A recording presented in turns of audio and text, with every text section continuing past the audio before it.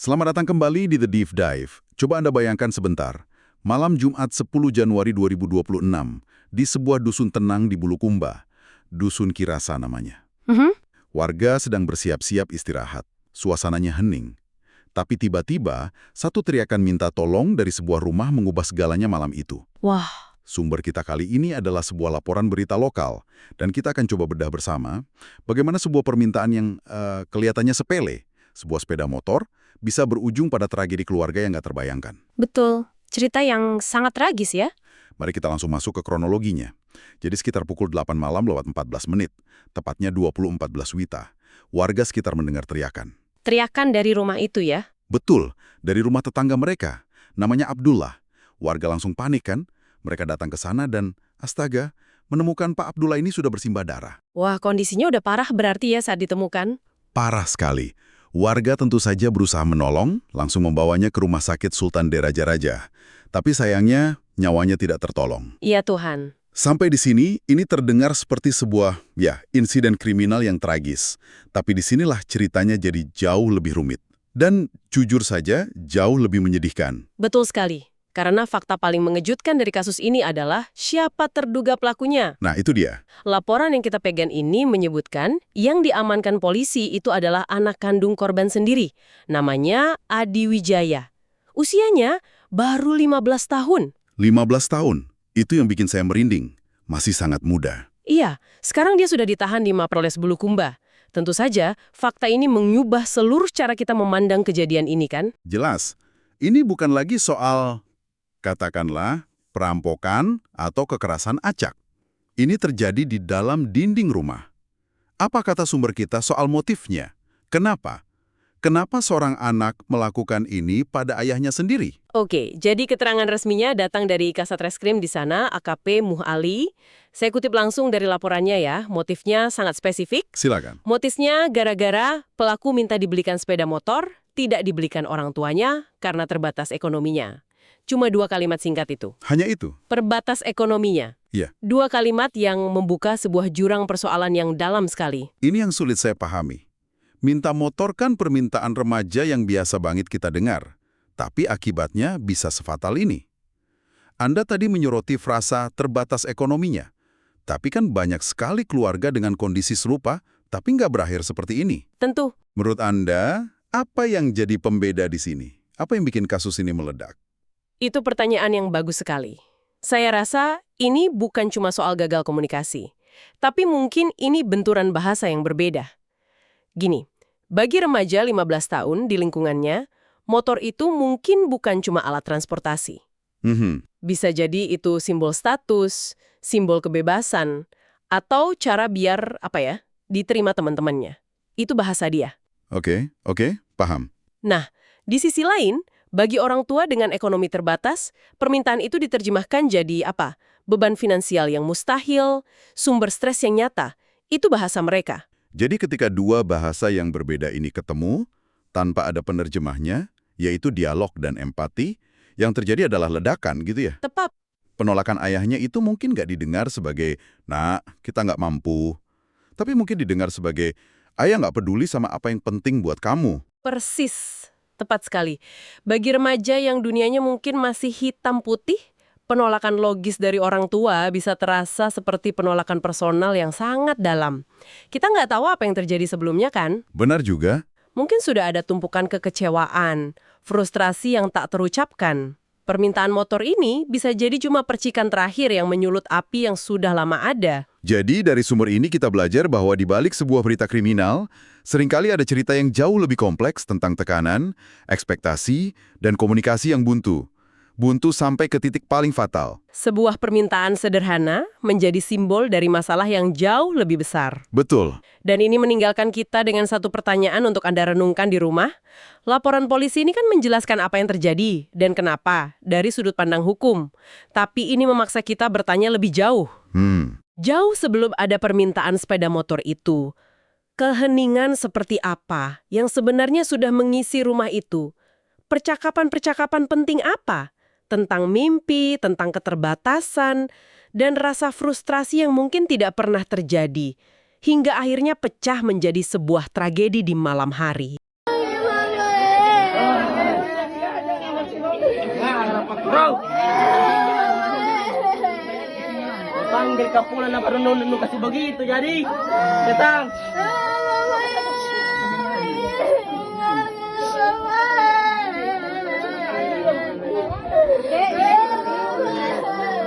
Dek, ire dek, bisa nih mau lagi. Iya, ikut lalu ke rumah.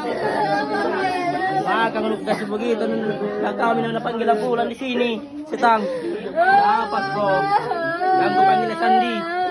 Tidak ada, tidak ada. Ya, jadi perlu kami jelaskan bahwa kemarin sekitar pukul 19.00 kita menerima laporan bahwa telah terjadi dugaan tindak pidana penganiayaan yang mengakibatkan meninggal dunia yang bertempat kejadiannya itu di Kirasa, Desa Palambarai, Kecamatan Gantaran, Kabupaten Bulukumba, di mana korbannya berinisial ABD, kemudian yang diduga pelaku adalah anaknya sendiri dengan inisial AW.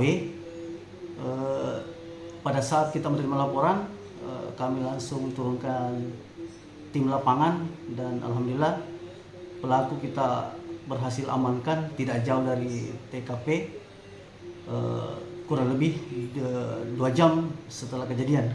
Motif pembunuhan sendiri apa Pak? Motifnya berdasarkan keterangan saksi-saksi baik dari ibu tersangka, lalu kemudian saudaranya, dan diakui sendiri oleh pelaku bahwa motifnya itu berawal dari tersangka meminta kepada almarhum bapaknya untuk membelikan motor, tapi karena belum terrealisasi sehingga tersulut emosi, lalu kemudian mengambil tindakan menikam yang mengakibatkan orang tuanya meninggal dunia. Pak, kondisi pada saat kejadian mereka ini lagi dalam pengaruh alkohol Pak? Ya, kuat dugaan berdasarkan informasi dan pengakuan pada saat yang bersangkutan juga kita amankan masih berbau alkohol, minuman keras berupa balok, dan mereka juga mengaku bahwa sebelum melakukan penikaman terhadap orang tuanya yang bersangkutan sebelumnya minum minuman keras. Pak, luka yang dialami korban Pak? Luka yang dialami korban berdasarkan hasil visum yang kita dapatkan dari Rumah Sakit Sultan Den Raja, itu ada satu luka tusukan sekitar kurang lebih 3 cm dalamnya, kemudian lebarnya itu kurang lebih 1 cm, itu terletak di bagian punggung sebelah kiri. Itu langsung mengenai jantung. Ya, kuat dugaan seperti itu berdasarkan informasi awal dari dokter pemeriksa bahwa yang mengakibatkan meninggal dunia itu karena mengenai bagian vital bagian tubuh korban. Status pelaku sendiri apa sudah ditetapkan tersangka atau belum? Ya, jadi setelah kita menerima laporan kemudian kita amankan pelakunya, kami langsung melakukan penyelidikan dan melakukan interogasi secara maraton, lalu kami lanjutkan dengan gelar perkara, dan tadi pagi kita sudah melakukan gelar penetapan tersangka kepada yang bersangkutan karena alhamdulillah dari keluarga dan saksi-saksi yang ada di TKP semua kooperatif dan mendukung langkah penyidikan yang kita lakukan, sehingga perkara ini kita bisa dengan mudah menemukan alat bukti. Yang alat bukti itu kita telah menetapkan yang bersangkutan sebagai tersangka, dan sekarang kita sudah melakukan penahanan selama 20 hari ke depan untuk kepentingan penyidikan. Pasal Pak yang diterapkan? Pasal yang kita terapkan itu berdasarkan alat bukti, keterangan saksi dan penjelasan dari keterangan dari tersangka, itu kita persangkakan pasal 459, kita subsidiar ke 458 Undang-Undang Nomor 1 Tahun 2023 tentang KUHP dengan ancaman hukuman 20 tahun. Sekitar pukul 19.00 kita menerima laporan bahwa telah terjadi dugaan tindak pidana penganiayaan yang mengakibatkan meninggal dunia yang bertempat kejadiannya itu di Kirasa, Desa Palambarai, Kecamatan Gantaran, Kabupaten Bulukumba, di mana korbannya berinisial ABD, kemudian yang diduga pelaku adalah anaknya sendiri dengan inisial AW. pada saat kita menerima laporan, kami langsung turunkan tim lapangan dan alhamdulillah pelaku kita berhasil amankan tidak jauh dari TKP, kurang lebih 2 jam setelah kejadian. Motif pembunuhan sendiri apa Pak?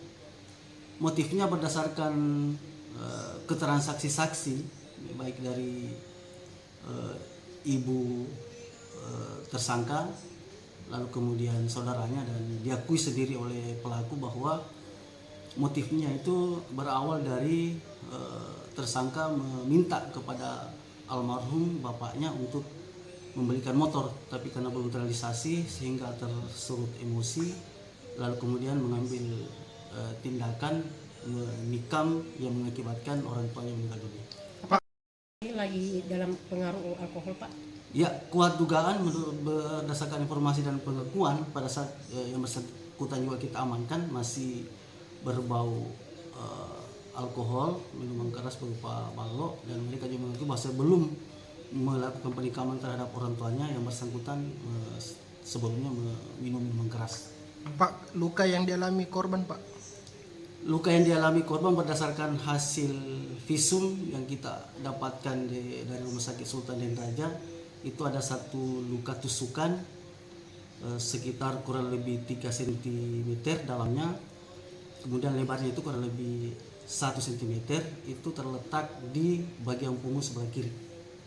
Itu langsung mengenai jantung ya? Ya, kuat dugaan seperti itu berdasarkan informasi awal dari dokter pemeriksa bahwa yang mengakibatkan meninggal dunia itu karena mengenai bagian vital bagian tubuh korban. Status pelaku sendiri apa sudah ditetapkan tersangka atau belum? Ya, jadi setelah kita menerima laporan kemudian kita amankan pelakunya, kami langsung melakukan penyelidikan dan melakukan interogasi secara maraton, lalu kami lanjutkan dengan gelar perkara, dan tadi pagi kita sudah melakukan gelar penetapan tersangka kepada yang bersangkutan karena alhamdulillah dari keluarga dan saksi-saksi yang ada di TKP semua kooperatif dan mendukung langkah penyidikan yang kita lakukan, sehingga perkara ini kita bisa dengan mudah menemukan alat bukti. Yang alat bukti itu kita telah menetapkan yang bersangkutan sebagai tersangka, dan sekarang kita sudah melakukan penahanan selama 20 hari ke depan untuk kepentingan penyidikan. Pasal Pak yang diterapkan? Pasal yang kita terapkan itu berdasarkan alat bukti, keterangan saksi dan penjelasan dari keterangan dari tersangka, itu kita persangkakan pasal 459, kita subsidiar ke 458 Undang-Undang Nomor 1 Tahun 2023 tentang KUHP dengan ancaman hukuman 20 tahun.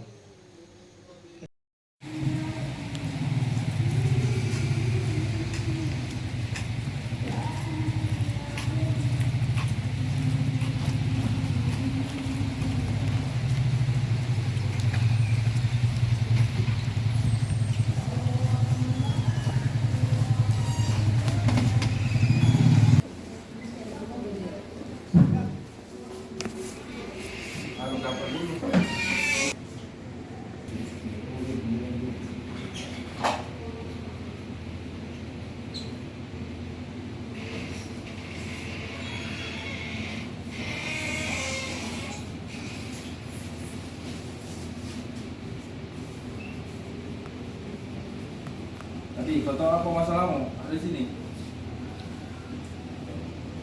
Kau tahu apa masalahmu? Membunuh. Siapa kau bunuh? Hah? Siapa? Bapakmu? Siapa namanya? Siapa? Abdullah.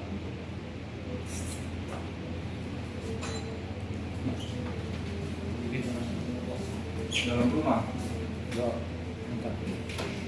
Download Tribun X sekarang, menghadirkan lokal menjadi Indonesia.